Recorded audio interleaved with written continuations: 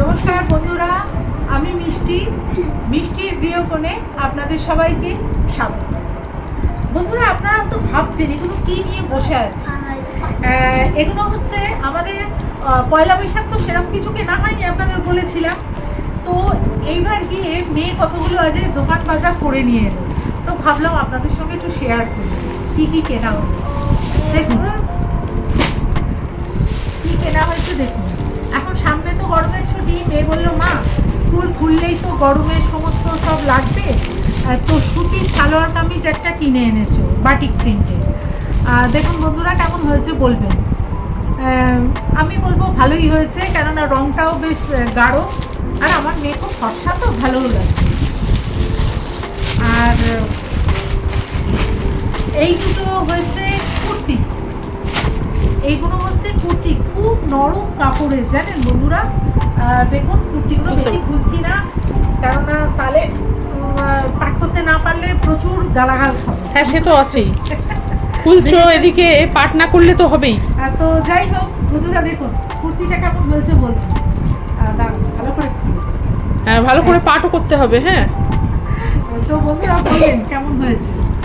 আর এই একটা কুর্তি, আর এই রংটা দেখুন বন্ধুরা কি সুন্দর, আমার এই রংটা ভারী পছন্দ হয়েছে। আর ডিজাইনটা দেখুন বন্ধুরা, এই যে এই গলার কাজটা দেখেছেন, ভারী সুন্দর, তাই না? এই বোতাম কি ভালো লাগছে না এই কুর্তি দুটো। আর কাপড়টা না একদম সফট, জানেন তো, খুব ভালো হয়েছে। আর আমারও এসছে একটা, আচ্ছা এই যে দুটো ম্যাক্সি হয়েছে, আমার নয়, একটা আমার একটা আমার মেয়ে। দেখুন এটা হচ্ছে মেয়ে, আর আমি বলেছি সবসময় কাজ করতে হয় তো আমাকে, আমি এই কালোটা, কালো না, এটা ডার্ক, মানে যাকে বলে ব্লু। এই যে এই হচ্ছে আমার ম্যাক্সি।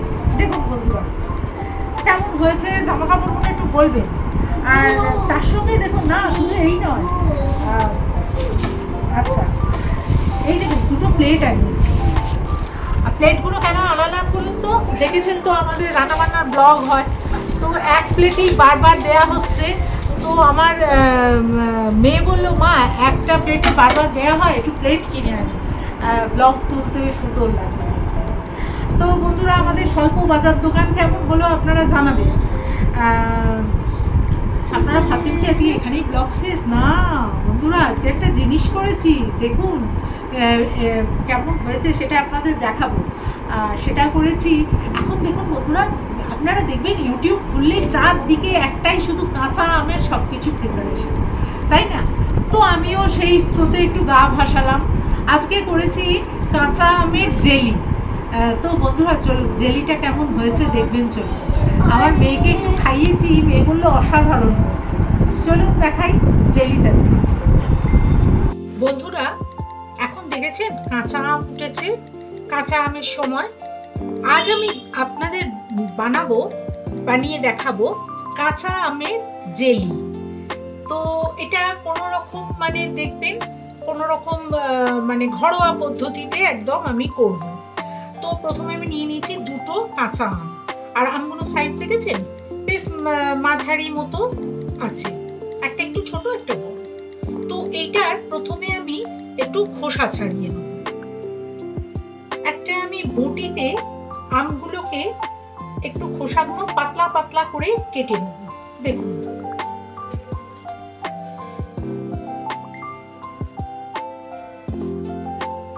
একটু দেখেছেন পাতলা পাতলা করে হচ্ছে খোসাগুলো। পিলারেও হয়, কিন্তু পিলারে না বেশি পাতলা করতে পারি না, অনেকটা করে আম চলে যায়, জানেন। আমি পারি না, অনেকে পারেন, আমি অতটা পিলারে আমের খোসা পাতলা করতে পারি না। খোসাগুলো দেখেছেন বন্ধুরা ছাড়ানো হয়ে গেছে। এবারে আমি একটা পাত্রতে একটা দেখুন ওই গ্রেটার নিয়ে এসেছি। এই দিকটা কিন্তু বেশি সরু সরু, এই দিকটা দিয়ে কিন্তু করবো না, করবো এই দিকটা দিয়ে। একটু বড় বড় করে এটাকে স্ট্রিপগুলো বড় বড় করে ছুঁড়ে নেব। দেখুন বন্ধুরা এইরকম হবে, দেখেছেন একটু বড় বড়। এইরকম করে পুরো দুটো আমকে আগে আমি একটু বড় বড় করে ছুলে নেব।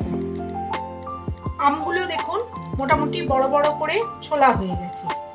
এইবার আমি একটা কড়া নেবো, একদম ডাইরেক্ট কড়া নেবো, নিয়ে আমটা মাপ করব। আম মাপ করে করে কিন্তু দেবো কড়ায়। এই দেখুন নিয়েছি আমি 1 কাপ আম। 1 কাপ আম দিলাম, আবার দেখছি কতটা হয়। দেখুন বন্ধুরা, আরো আর 1 কাপ হলো, পুরো 2 কাপ আম হলো। 2 কাপ আম দিয়েছি। এবার দেবো আমি এই কাপেরই, মাপ করা কাপেরই 4 কাপ জল, মানে যতটা আম তার ডাবল হচ্ছে জল। এই 2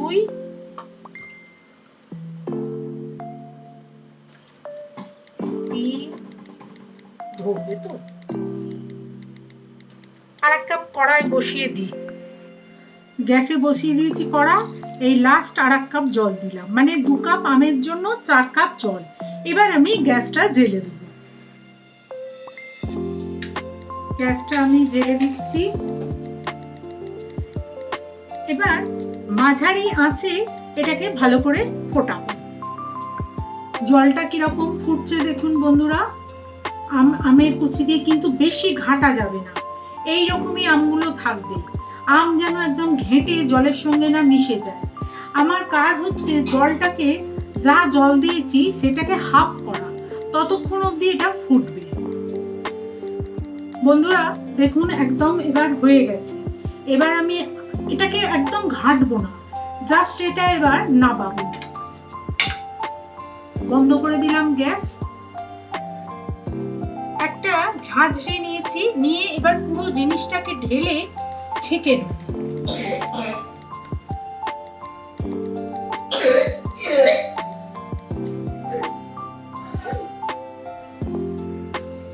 একটা চামচে দিয়ে একটুখানি চেপে চেপে দেবো, কিন্তু বেশি যেন এই পুরো আমটা যেন না পড়ে, এটা খেয়াল রাখতে হবে। শুধু যেন জলটাই পড়ে, কেননা কোনো রকম আমটাকে আমরা রেখে দেবো, যদি চাটনি ফাটনি করে খেতে হয় তো এই আমটা দিয়ে পরে কাজে লাগিয়ে দেওয়া যাবে।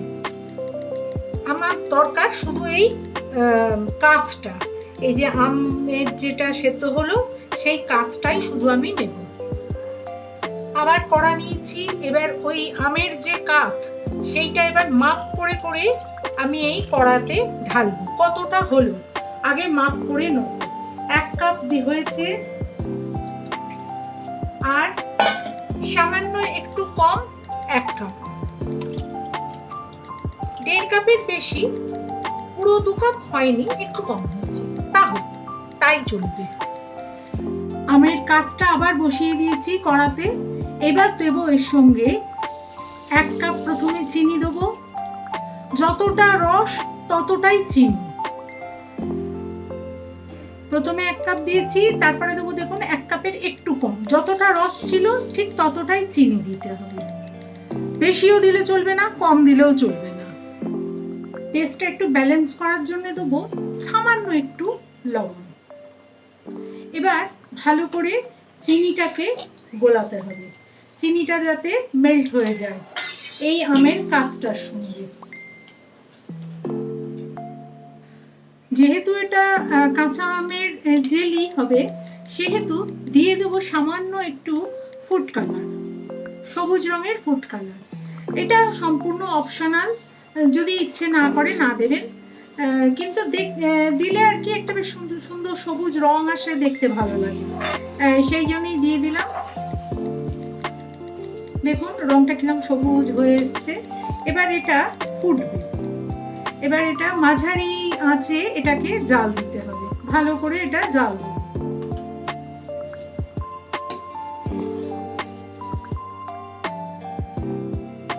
বন্ধুরা এই জেলিটাকে প্রিজার্ভ করার জন্য দেব আমি 2 টেবিল চামচ ভিনিগার। 2 কাপের জন্য 2 চামচ, আগে 1 চামচ দিলাম আর এই দিলাম আর 1 চামচ। আর বাড়িতে যদি ভিনিগার যদি অসম্ভব হয়, মানে না থাকে, সেই তখন একটুখানি পাতিলেবুর রসও দেওয়া যেতে পারে। 2 চামচ ভিনিগার দিলে কি হবে, জেলিটা যখন আমি রাখবো, বাইরেই রাখবো, খুব একটা অসুবিধা হবে না।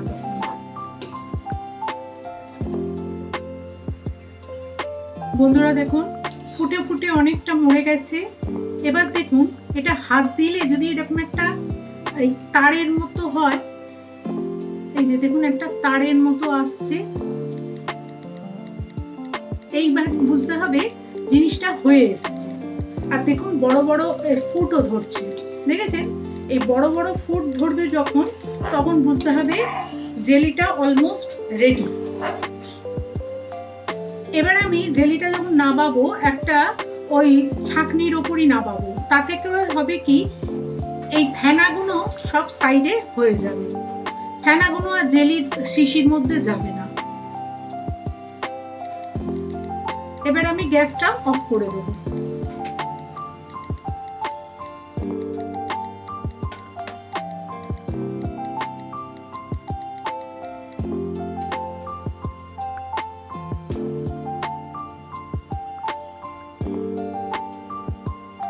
বন্ধুরা দেখুন ছেঁকে নিয়েছি, এবার ফেনাগুলো সব আটকে গেছে।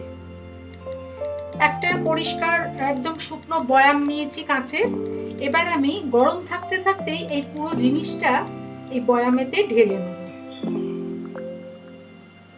গরম থাকতে থাকতেই ঢালবো, যাতে করে একটু ঠান্ডা হলেই কিন্তু জিনিসটা বসতে আরম্ভ করে দেবে।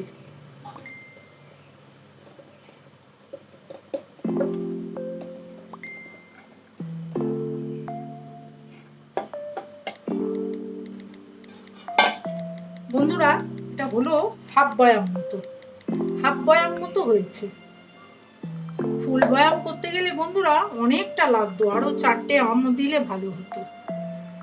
বন্ধুরা এখন এইভাবেই বয়ামটা থাকবে 3-4 ঘন্টা, এরকম খোলা থাকবে। হালকা একটা চাপা দিয়ে দেবো, ফুটো ফুটো একটা চাপা দিয়ে দেবো, এইরকমই থাকবে। 3-4 ঘন্টা পর দেখবেন একদম সুন্দর সেট করে গেছে। বন্ধুরা আমাদের সেই জেলি জমে গেছে, বসে গেছে। এই যে দেখুন জেলি কেমন হয়েছে দেখুন। এবার আমি একটু পাউরুটি সেঁকে নিয়েছি, এবার দেখুন জেলিটা দিয়ে মাখিয়ে দেব। দেখেছেন বন্ধুরা কি সুন্দর রং হয়েছে। জেলিটা দিয়ে পাউরুটি মাখিয়ে নিচ্ছি, যে খাবে সে বলতে পারবে। তবে কিনা আমি একটুখানি টেস্ট করিয়েছি জেলি আমার মেয়েকে দিয়ে, মেয়ে বললো দারুণ হয়েছে। আর কেন 1 সিসি পুরো হয়নি সেই নিয়ে যথেষ্ট অনুযোগ করলো, বললো আবার একটু করে পুরো শিশি নাকি ভরিয়ে ফেলতে হবে। তো বন্ধুরা আজকের ভিডিও এখানেই শেষ করছি।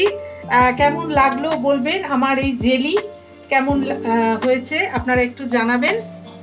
আর ভালো লাগলে একটা লাইক শেয়ার কমেন্ট করবেন, করে আমার পাশে থাকবেন।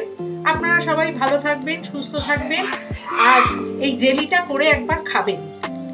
নমস্কার।